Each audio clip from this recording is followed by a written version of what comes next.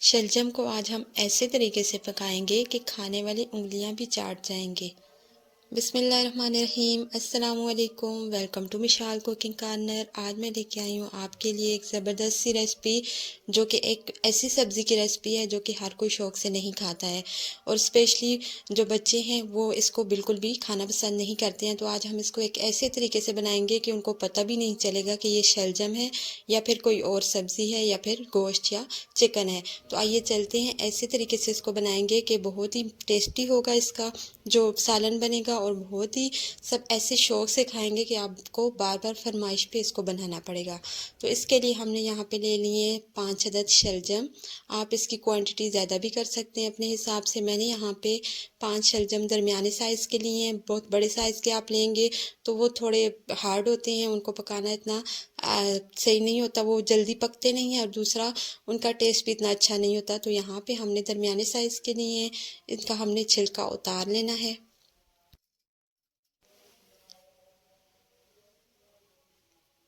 इसी तरह से सारे शलजम जो मैंने थे बाकी भी छील लिए थे। तो शलजम को छीलने के बाद हमने इनको कर लेना है ग्रेट। तो यहाँ पे मैंने ले लिया है ग्रेटर। ग्रेटर की मदद से हमने इनको ग्रेट कर लेना है। अब सारे शलजम को आपने ग्रेट करना है, और उसके साथ साथ आपने, बेशक आपका जो ग्रेटर है थोड़े मोटे साइज़ वाला हो, उससे मोटा मोटा ग्रेट हो जाएगा, लेकिन थोड़ा सा मेहनत का काम है, आपकी मेहनत लगेगी, लेकिन उससे हमारा जो सालन है वो बहुत ज़बरदस्त सा तैयार होगा।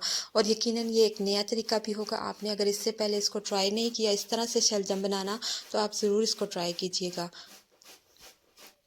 सारे शलजम को मैंने ग्रेट कर लिया था। ग्रेट करने के बाद आपने इनको किसी भी स्ट्रेनर में डाल के अच्छे से वॉश कर लेना है, और इनका पानी आपने निकाल लेना है।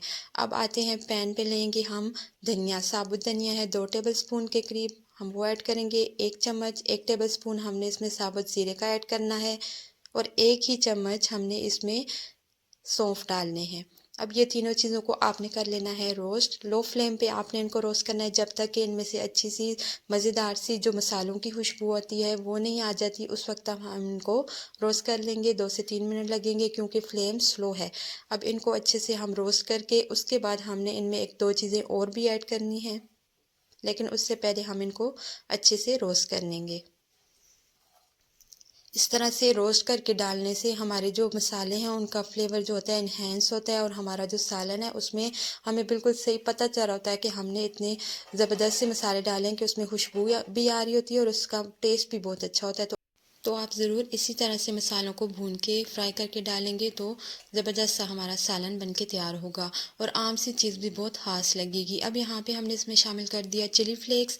मेरे पास लाल मिर्चें जो छोटी वाली होती हैं वो नहीं थी, तो मैंने इसमें चिली फ्लेक्स ऐड कर दी। आपके पास अगर लाल मिर्चें हों तो आप वो यहाँ पे ऐड कीजिएगा, और थोड़ी सी मैंने इसमें काली मिर्च ऐड की है। अब ये सारी चीज़ें ऐड करके, अब यहाँ पे मैंने लाल मिर्च ऐड करने से पहले फ्लेम को मैंने ऑफ़ कर दिया था, ये आपने इस बात का ध्यान रखना है। अब यहाँ पे आपने इनको कर लेना है ग्राइंड, या फिर हम इसको हाथ पे पीस लेंगे। मैं इनको हाथ पे दरदरा सा पीसूँगी। आपके पास अगर मशीन है तो, और आपको आसानी चाहिए तो आप उसमें इसको पीस लीजिए, लेकिन हाथ से करेंगे तो ज़्यादा बेस्ट तरीका है। अब यहाँ पे इसको थोड़ा सा हम दरदरा सा मोटा सा ही मसाले को रखेंगे, बहुत ज़्यादा मैंने इसको पीसा नहीं है। जैसे ये पिस जाएगा तो इसको हम बाउल में निकाल लेंगे। अब ये जो हमारा मसाला है इसको हमने यूज़ करना है बाद में सालन में। तो ये हाँ आपने पहले से बना के रख लेना है। इसको करते हैं साइड पे। उसके बाद लेते हैं एक कढ़ाई, और कढ़ाई में शामिल करेंगे ऑयल। ऑयल मैंने तकरीबन 1 कप के करीब लिया है। उसके बाद इसमें शामिल करेंगे एक बड़े साइज़ का प्याज। स्लाइस में इस तरह से बड़ा बड़ा कट करके हमने ऐड कर दिया। अब प्याज को हमने यहाँ पे कर लेना है फ्राई। कब तक फ्राई करना है? जब तक ये थोड़ा सॉफ्ट नहीं हो जाता।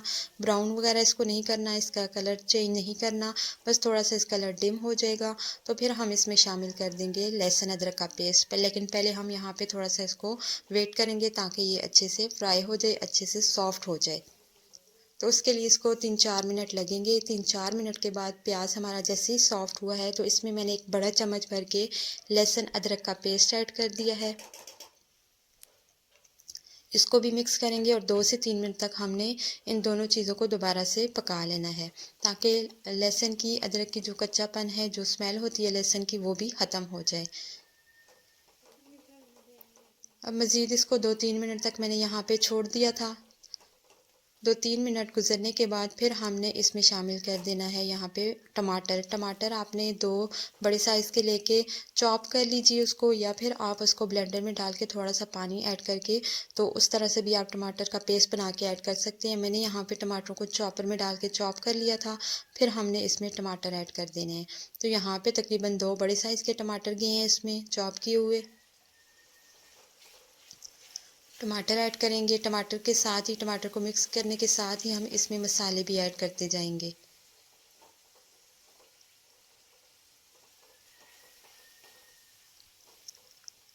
यहाँ पे जो टमाटर थे मैंने चॉप किए थे तो थोड़ा सा भूनने में मुझे इनको टाइम लगा था। अगर आप ब्लेंड करके डालेंगे तो फिर आपको इतना टाइम नहीं लगेगा। अब यहाँ पे इसमें जाएंगे मसाले। नमक क्या है इसमें हस्बे ज़रूरत नमक ऐड कर लीजिए।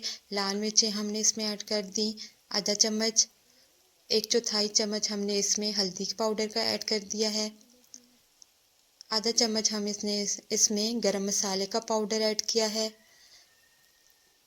और बाकी जो हमने मसाला बनाया था हम वो इसमें सारा ऐड कर देंगे। ये सारे मसाले ऐड करने के बाद हम इनको मिक्स कर लेंगे।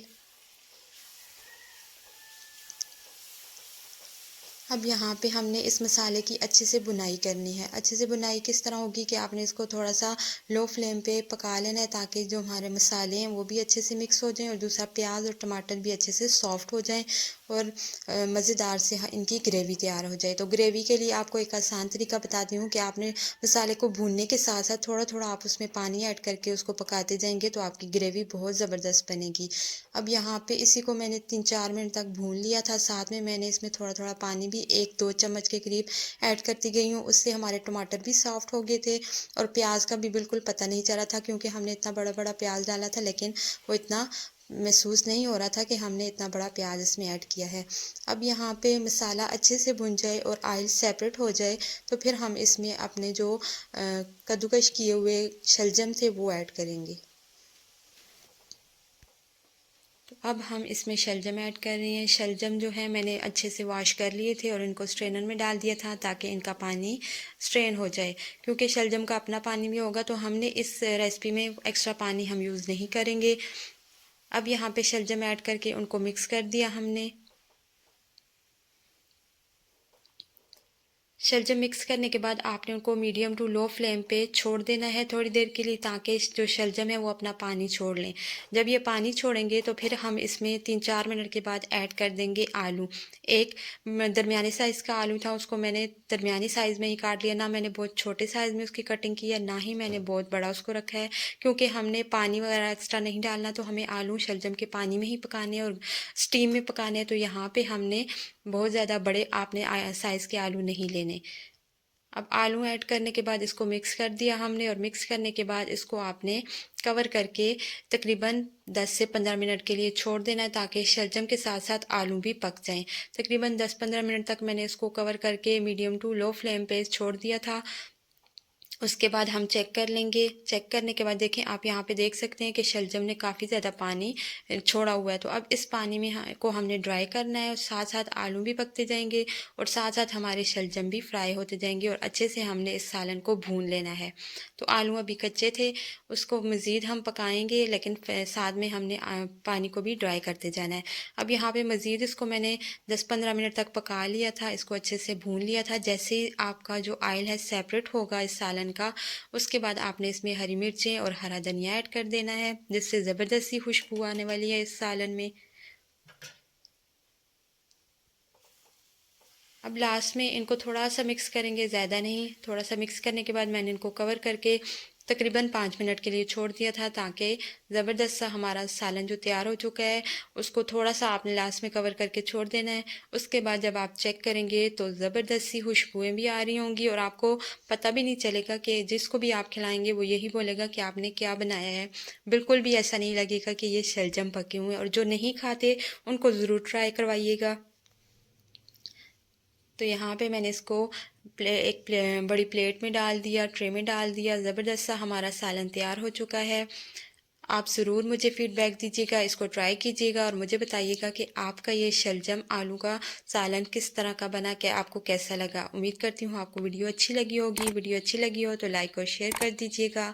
चैनल पे न्यू हैं तो चैनल को भी सब्सक्राइब करके बेल का आइकन प्रेस कर दीजिएगा। Thanks for watching. अल्लाह हाफिज़।